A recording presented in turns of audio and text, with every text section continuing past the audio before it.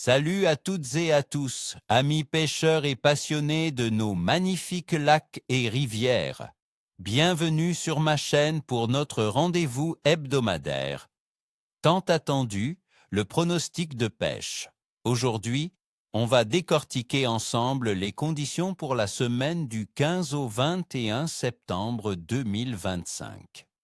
Et laissez-moi vous dire, mes amis, cette semaine nous réserve une transition automnale qui va demander un peu d'adaptation, mais qui, avec les bonnes tactiques, peut nous offrir de superbes prises. Nous allons passer de journées étonnamment douces à une nette fraîcheur en fin de semaine. Et ce changement, croyez-moi, va fortement influencer nos amis les poissons. Analyse des conditions. Alors, parlons météo, car c'est le facteur numéro 1 qui dicte le comportement de nos proies. Pour le début de semaine, du lundi 15 au jeudi 18 septembre, la tendance est plutôt agréable, voire très douce pour un mi-septembre. Les températures diurnes vont osciller entre des maximales de 22 à 32 degrés Celsius et des minimales nocturnes de 10 à 19 degrés Celsius. Attendez-vous à un temps majoritairement ensoleillé, avec quelques passages nuageux ici et là. La pression atmosphérique devrait être relativement stable, ce qui est généralement un signe positif pour l'activité des poissons. Un vent léger à modéré est prévu, venant du sud-ouest en début de semaine, puis se calmant. Une telle stabilité pré-automnale peut rendre les poissons très actifs, surtout ceux qui sentent l'hiver approcher et cherchent à faire des réserves. Mais attention, mes amis, car les choses changent radicalement à partir du vendredi 19 septembre. Un front froid va balayer notre région, entraînant une chute drastique des températures. Les maximales ne dépasseront plus les 21 degrés Celsius et les minimales nocturnes pourraient descendre jusqu'à 6 ou 8 degrés Celsius. Ce refroidissement s'accompagnera de passages nuageux plus nombreux et d'une probabilité de précipitation, notamment le vendredi et le samedi.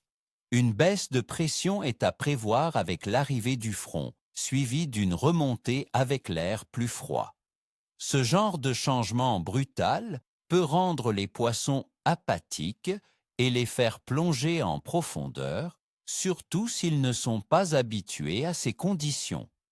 Le vent pourrait également se renforcer et tourner au nord-ouest, apportant cette fraîcheur.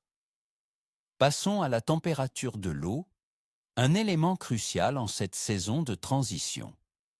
En début de semaine, avec la douceur ambiante, la température de l'eau devrait se maintenir autour de 14 à 17 degrés Celsius dans nos grands lacs et rivières. C'est une température qui plaît à de nombreux poissons prédateurs. Cependant, avec la chute des températures atmosphériques en fin de semaine, attendez-vous à ce que l'eau commence à se refroidir plus rapidement. Elle pourrait descendre vers les 7 à 12 degrés Celsius dans les zones moins profondes d'ici le week-end. Ce refroidissement progressif pousse les poissons à se nourrir activement pour faire le plein d'énergie avant l'hiver.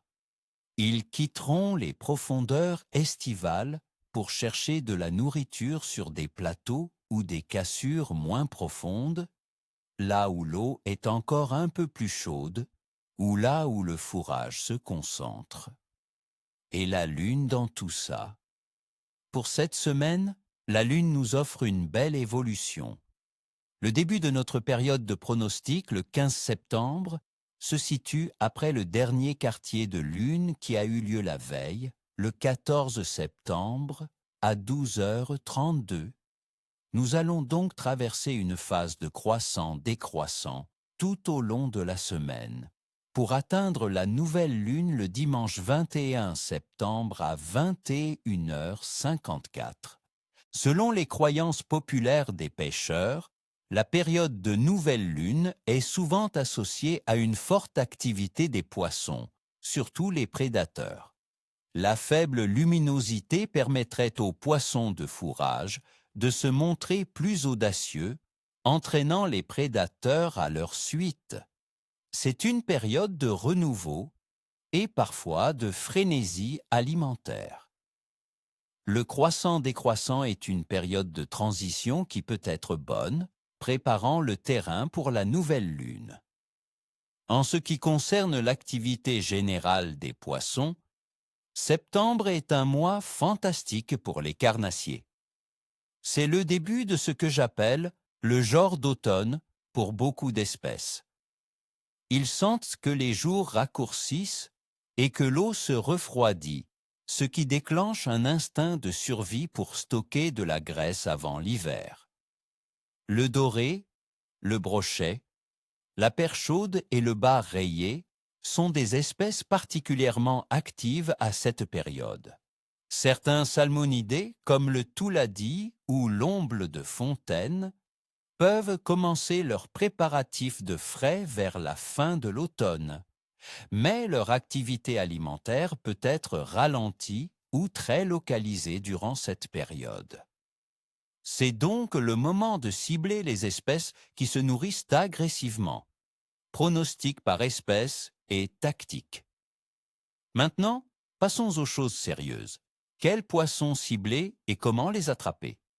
Le doré ou walleye sera une cible de choix cette semaine. Où chercher? En début de semaine, avec les températures douces, cherchez-les sur les bordures profondes, les cassures et les structures sous-marines comme les bosses ou les pointes, entre 3 et 7 mètres de profondeur. En fin de semaine, avec le refroidissement, ils pourraient se regrouper un peu plus profondément, mais resteront accessibles sur ces mêmes structures où le fourrage se concentre. Ne négligez pas les zones de courant modéré où l'oxygène est bon et la nourriture transite. À l'aube et au crépuscule, ils peuvent monter sur des hauts fonds moins profonds pour chasser. Sur quoi pêcher? Le jigging vertical avec des leurres souples, shad, grub, de couleur naturelle, vert, brun, chartreuse, sera très efficace sur les structures. Les poissons nageurs plongeants, crankbaits, sont excellents pour couvrir du terrain en trolling ou au lancer. Les montages de type bottom bouncer avec un ver de terre ou un petit poisson à pas, là où c'est permis, sont aussi des valeurs sûres. Le brochet reste un incontournable de l'automne. Où chercher? Ils seront en mode embuscade, à l'affût des bancs de poissons fourrage, viser les lignes de végétation submergée, les lits d'herbiers, les bois morts, les anses et les baies profondes.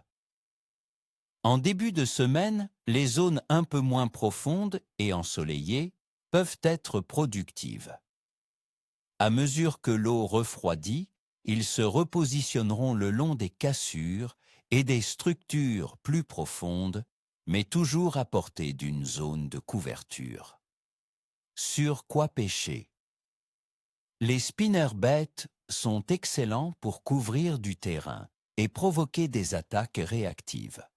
Les grosses cuillères ondulantes, brillantes ou colorées sont toujours des classiques. Les poissons nageurs de taille moyenne à grande, qu'ils soient nageurs ou plongeants, fonctionneront bien. N'oubliez pas les gros leurres souples de type swimbait pour cibler les spécimens. Pour les plus gros, une pêche au mors manié ou au poisson mort sous flotteur peut être dévastatrice. La perche chaude, un poisson ludique et savoureux. Où chercher? La perche chaude se déplace en bancs importants et sera activement à la recherche de nourriture. Cherchez-les sur les flats légèrement plus profonds, entre 3 et 6 mètres, à proximité des herbiers ou des brosses submergées. Les zones où le courant est faible à modéré peuvent aussi les attirer. Elles se tiendront souvent près du fond. De sur quoi pêcher? Des petits jigs avec des queues de grube ou de twister de couleur chartreuse, blanc ou orange, seront très efficaces. Les petits jigs métalliques ou des petites cuillères à jigger sont aussi de bons choix. La pêche à la dandine avec un ver de terre ou un morceau de petit poisson sous un flotteur reste une méthode simple et productive, surtout lorsque les conditions sont difficiles. Le bar rayé. Un combattant redoutable. Où chercher? Si vous êtes dans les zones où la pêche est ouverte, comme certaines parties du fleuve Saint-Laurent et de la Gaspésie, le bar rayé est extrêmement actif en cette période. Cherchez-le dans les estuaires, les embouchures de rivières, le long des plages de sable et des pointes rocheuses exposées au courant. Ils seront en pleine migration et se nourriront agressivement. Les zones de transition entre eau douce et salée sont souvent des points chauds. Sur quoi pêcher?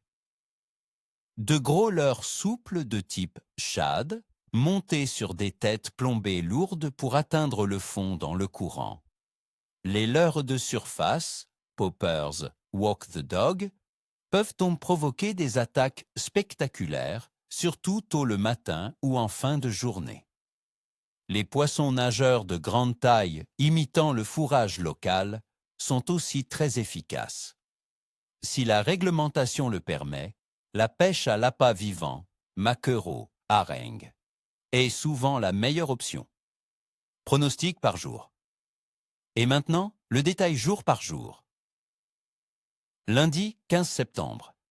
Prévision de pêche. Bonne.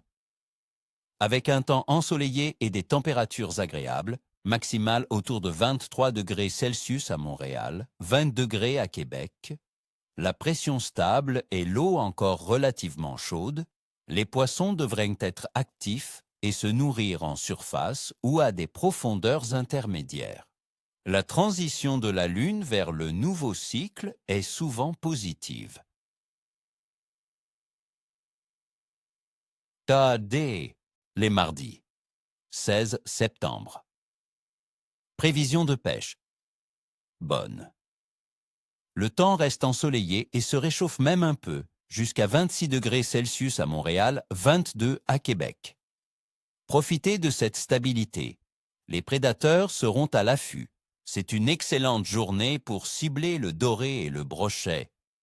Mercredi 17 septembre. Prévision de pêche. Bonne à excellente.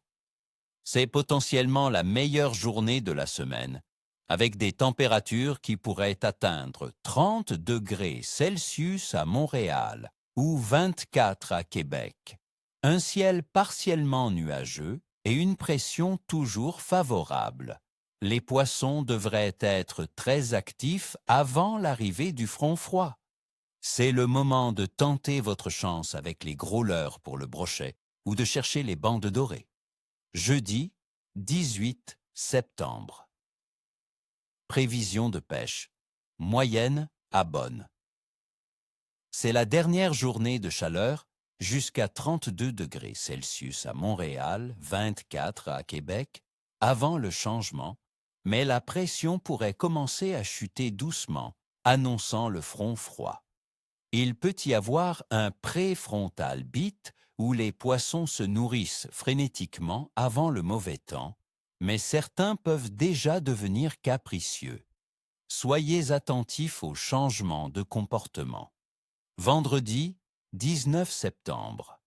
Prévision de pêche faible à capricieuse.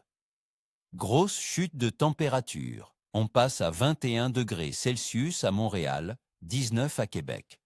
Passage nuageux et risque de pluie. La chute de pression rendra les poissons apathiques. Ils se déplaceront vers des zones plus profondes et moins exposées. Il faudra ralentir les présentations et être patient. Samedi 20 septembre. Prévision de pêche faible. C'est le jour le plus froid de la semaine. 18 degrés Celsius maximum à Montréal, 13 à Québec, avec un vent frais et des chances de pluie. La pression sera basse et les poissons peu enclins à mordre. Visez les profondeurs. Utilisez des appâts naturels ou des leurres présentés très lentement près du fond. Dimanche, 21 septembre. Prévision de pêche moyenne.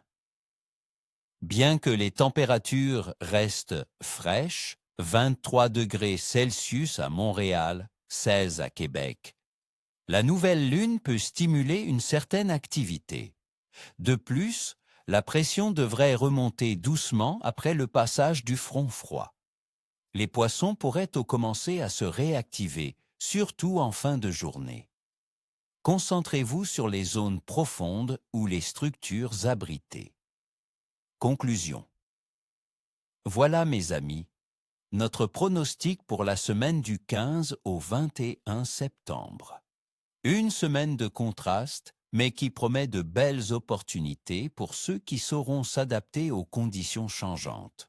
N'oubliez jamais, la persévérance, l'observation et un bon sens de l'adaptation sont les clés du succès en pêche. Alors, préparez votre équipement, ajustez vos tactiques et sortez profiter de nos magnifiques plans d'eau. Je vous souhaite à toutes et à tous, ni queue ni tête, pardon, ni queue ni écaille, non, ni queue ni arête. Ah non, c'est ni queue ni tête qu'on dit pour le poisson. Je m'en mêle les pinceaux, mais vous avez compris l'idée. N'oubliez pas de vous abonner à la chaîne si ce n'est pas déjà fait, de laisser un gros pouce bleu pour soutenir notre communauté de pêcheurs et bien sûr, de partager vos propres observations et vos plus belles prises en commentaire.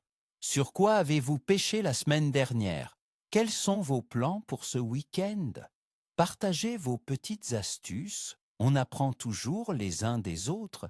À très vite au bord de l'eau, les amis.